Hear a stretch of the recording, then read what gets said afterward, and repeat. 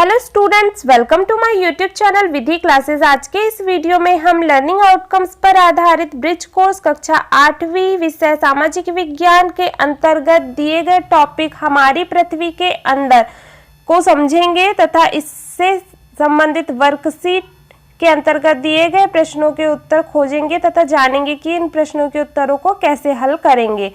तो देखते हैं विषय वस्तु का संक्षिप्त परिचय। पृथ्वी के अंदर एवं बाहर निरंतर परिवर्तन होते रहते हैं। क्या आपने कभी सोचा है कि पृथ्वी के आंतरिक भाग में क्या है, यह किन पदार्थों से बनी है?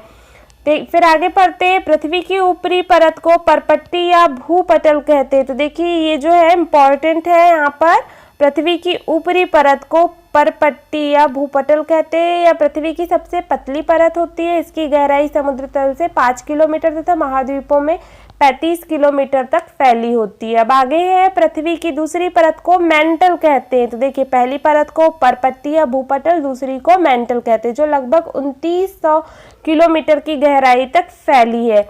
अब देखिए यहाँ पर पृथ्वी का चित्र दिया गया है। तो देखिए बाहर की जो ये परत दिख रही है ये क्या है? परपट्टी या भूपटल है, जहाँ पर स्थलमंडल स्थित है। फिर है उसके बाद है मेंटल, और जो बीच वाला ये वाला भाग मेंटल वाला है और ये जो बीच वाला है ये क्रोड कहलाता है।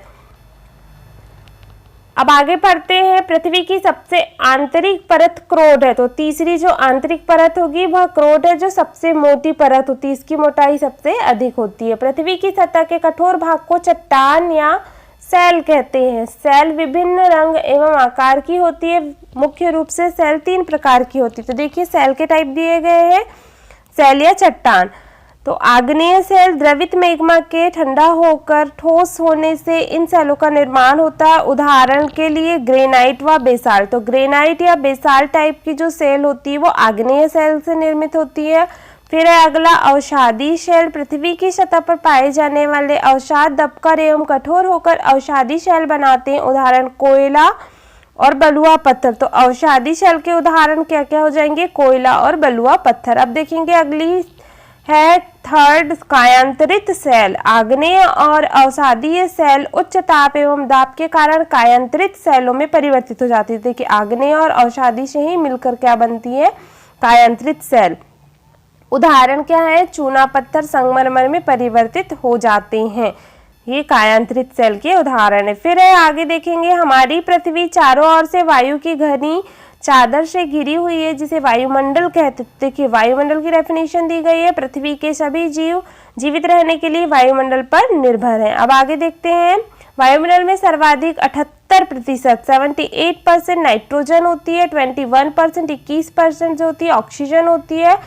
और इसके अतिरिक्त कार्बन डाइऑक्साइड होती है जो 0.03% होती है। फिर आर्गन, हीलियम, ओजोन एवं हाइड्रोजन गैसें कम मात्रा में पाई जाती हैं। इन गैसों के अलावा जल वाष्प व धूल के कण भी वायु में मौजूद रहते हैं। अब देखेंगे आगे, मनुष्य और पशु सांस लेने में वायुमंडल से ऑक्सीजन प्राप्त करते हैं। तो ऑक्सीजन सांस लेने के लिए यूज होने वाली क्या है? गैस है।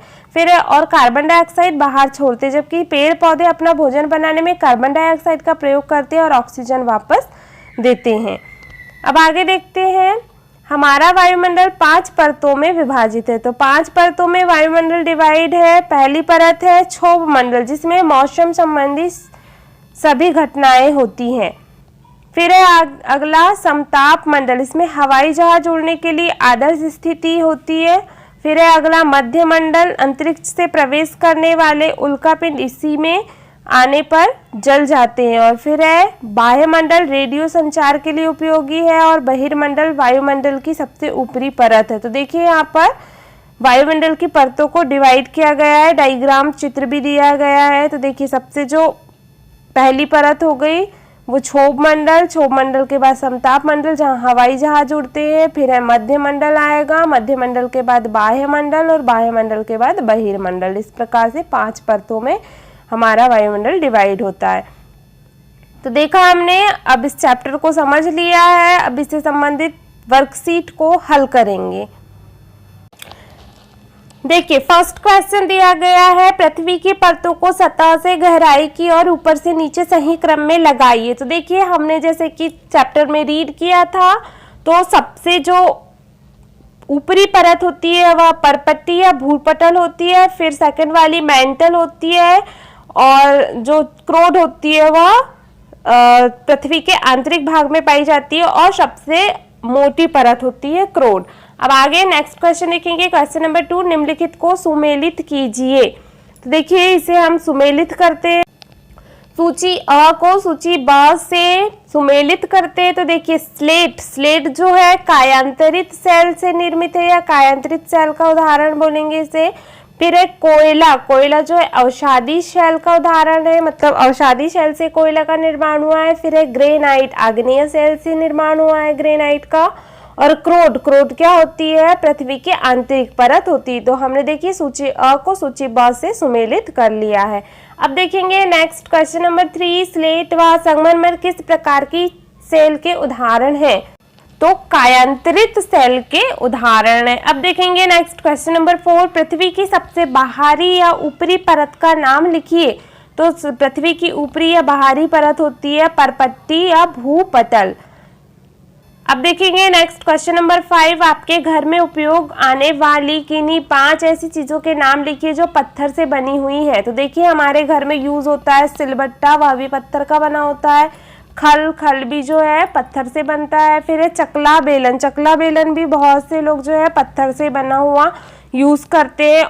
ओखली भी जो है पत्थर की बनी होती है। अब देखेंगे नेक्स्ट क्वेश्चन नंबर 6, आग्नेय चट्टान द्रवित मैग्मा के ठंडा होकर ठोस होने से बनती है। तो लिखिए कि अवसादी चट्टान का निर्माण किस प्रकार होता है। तो बताना है हमें कि अवसादी चट्टान का निर्माण किस प्रकार होता है। तो देखिए उत्तर है, पृथ्वी की सतह पर पाए जाने वाले अवसाद दबकर एवं कठोर होकर अवसादी चट्टान का निर्माण करते। तो इस प्रकार से अवसादी चट्टान का निर्माण होता है। अब देखेंगे नेक्स्ट क्वेश्चन नंबर 7, पृथ्वी पर विभिन्न प्रकार की मौसमी दशाओं को बदलने वाली महत्वपूर्ण प्रक्रियाएं वायुमंडल की किस परत में घटित होती हैं। तो देखिए मौसम संबंधी जो सारी घटनाएं होती हैं वह क्षोभ मंडल में होती है, क्योंकि वायुमंडल की सबसे पहली या बाहरी परत जो होगी कहना चाहिए क्षोभ मंडल होती है। अब देखेंगे नेक्स्ट क्वेश्चन नंबर 8, क्षोभ मंडल व मध्यमंडल के बीच में वायुमंडल की कौन सी परत स्थित है, उसका नाम व कोई एक विशेषता लिखिए। तो देखिए समताप मंडल जो होता है वह समताप मंडल क्षोभ मंडल और मध्य मंडल के बीच में स्थित होता है और इसमें हवाई जहाज उड़ने के लिए अनुकूल स्थिति होती है। तो समताप मंडल क्षोभ मंडल और मध्य मंडल के मध्य स्थित होता है। अब देखेंगे नेक्स्ट क्वेश्चन नंबर 9, हमारा वायुमंडल 5 परतों में विभाजित है। 3 के नाम इस प्रकार है, समताप मंडल, क्षोभ मंडल, बहिर्मंडल। अन्य 2 परतों के नाम लिखिए। तो देखिए सबसे पहले हमने देखा था क्षोभ मंडल होता है नीचे पे, फिर होता है सबसे नीचे क्षोभ मंडल, फिर समताप मंडल हो गया, फिर मध्य मंडल होता है, फिर बाह्य मंडल और यहाँ पर बहिर्मंडल। तो देखिए समताप दिया गया है, क्षोभ दिया गया है, बहिर्मंडल दिया गया है, तो मध्य मंडल और बाह्य मंडल आ जाएगा। अब देखेंगे नेक्स्ट क्वेश्चन नंबर 10, हमारे वायुमंडल में पाई जाने वाली उस गैस का नाम लिखिए जो मनुष्य व अन्य जीवों के जीवन के लिए आवश्यक है। तो देखिए ऑक्सीजन जो है वह जीवनदायी गैस है, तो ऑक्सीजन O2 आ जाएगा आंसर। अब देखेंगे नेक्स्ट क्वेश्चन नंबर 11, वायुमंडल में मुख्य रूप से पाई जाने वाली 2 प्रमुख गैसें कौन सी हैं। तो देखिए नाइट्रोजन जो है वह सबसे सर्वाधिक मात्रा में वायुमंडल में पाई जाने वाली गैस है, नाइट्रोजन 78% होती है, और उसके बाद फिर है ऑक्सीजन जो 21% होती है। अब देखेंगे प्रोजेक्ट कार्य दिया गया है, तालिका को विषय वस्तु के आधार पर पूर्ण करें। जो हमने विषय वस्तु पढ़ा है उसके आधार पे हमें तालिका भरना है। तो देखिए यहाँ पर 3 कॉलम बने हुए हैं, चट्टान का नाम दिया गया है फर्स्ट कॉलम में, फिर है चट्टान का उदाहरण, फिर है इस चट्टान का उपयोग कहाँ होता है।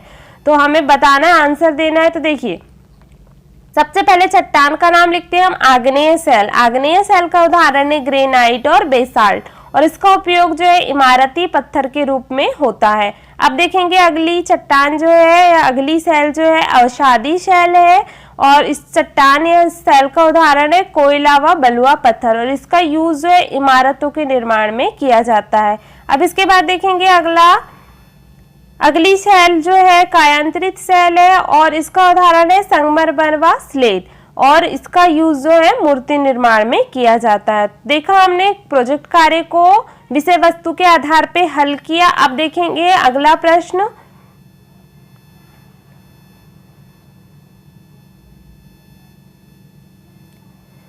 अब यहाँ पर दिया गया है स्व आकलन हेतु वर्कशीट। देखिए स्व आकलन के लिए, स्वयं के परीक्षण के लिए यहाँ पर वर्कशीट है, इसको हल करते हैं। देखेंगे क्वेश्चन नंबर फर्स्ट, इसमें चूना पत्थर एवं चिकनी मिट्टी किस प्रकार की चट्टानों के परिवर्तित रूप है? तो अवसादी चट्टान के परिवर्तित रूप है।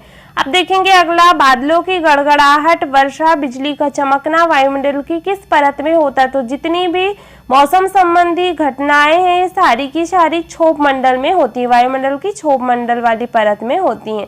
अब देखेंगे अगला, पायलट को वायुमंडल की किस परत में हवाई जहाज उड़ाने में सर्वाधिक सुविधा होती? तो समताप मंडल में हवाई जहाज उड़ाने में सबसे ज्यादा सुविधा होगी पायलट को। अब देखेंगे नेक्स्ट क्वेश्चन नंबर, आगे का क्वेश्चन है, वायुमंडल में सबसे अधिक व सबसे कम मात्रा में पाई जाने वाली गैसों के नाम लिखिए। तो देखिए सर्वाधिक मात्रा में हमने देखा नाइट्रोजन पाई जाती है जो कि 78% है, और सबसे कम मात्रा में कार्बन डाइऑक्साइड पाई जाती है CO2 0.03%। अब देखेंगे नेक्स्ट क्वेश्चन, आग्नेय, अवसादी एवं कायांतरित चट्टान के एक एक उदाहरण पता कर लिखिए। देखिए आग्नेय चट्टान जो है का उदाहरण है ग्रेनाइट, अवसादी का बलुआ पत्थर और कायांतरित का संगमरमर। अब देखेंगे अगला प्रश्न, ताजमहल संगमरमर व लाल किला बलुआ पत्थर से बने हुए हैं, ऐसी ही किन्हीं 3 अन्य स्मारकों या इमारतों के नाम लिखिए जो इसी प्रकार के पत्थरों से बने हुए हैं। तो देखिए यहाँ पर उदाहरण के लिए दिया गया था ताजमहल संगमरमर का बना हुआ है और लाल किला बलुआ पत्थर से बना है। अब देखेंगे, देखिए यहाँ पर हमने राइट किया है आंसर इंडिया गेट जो है बलुआ पत्थर से इंडिया गेट का निर्माण हुआ है। चार मीनार का जो है ग्रेनाइट, चूना पत्थर व संगमरमर से इसका निर्माण हुआ है, और गेटवे ऑफ इंडिया का निर्माण बेसाल्ट चट्टानों से हुआ है। तो देखा बच्चों, इस वीडियो में हमने कक्षा 8वीं के लिए ब्रिज कोर्स जो लर्निंग आउटकम्स पर आधारित है को समझा तथा इसके अंतर्गत दी गई वर्कशीट को हल किया। आई होप आपको वीडियो अच्छा लगा हो। अगर वीडियो अच्छा लगा हो तो वीडियो को लाइक करिए, अपने फ्रेंड्स के साथ इस वीडियो को अधिक से अधिक शेयर करिए तथा मेरे चैनल को सब्सक्राइब करिए। Thank you for watching my video.